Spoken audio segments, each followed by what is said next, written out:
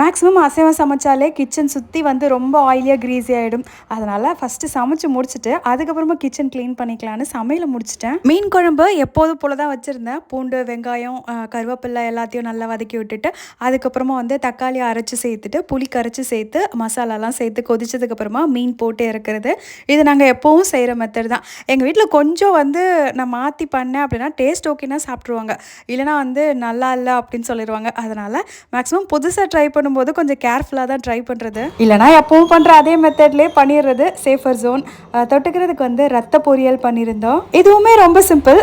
வெங்காயம், பச்சை மிளகாய், பூண்டு, சீரகம், சோம்பு எல்லாம் சேர்த்து நல்லா வதக்கிட்டு அந்த ரத்தத்தை கொட்டி நம்ம கலந்து வேக வச்சு எடுத்துட்டோம் அப்படின்னா ரெடி ஆகிடும். ஃபைனலி ரசம். மோஸ்ட் கம்ஃபர்ட் லஞ்ச் எனக்கு ரசம் தான். சூடாக சாப்பாட்டில் ரசம் ஊற்றி சாப்பிடும்போது அப்படி இருக்கும். இப்போ வீடியோவில் பார்க்கும்போதுமே எனக்கு பசி எடுக்குது. சமையல் முடிச்சு சாப்பாடு சாப்பிட கொடுத்துட்டு நான் பொட்டிக்கு கிளம்பி வந்துட்டேன் வீடியோ ஷூட் பண்ணுறதுக்காக.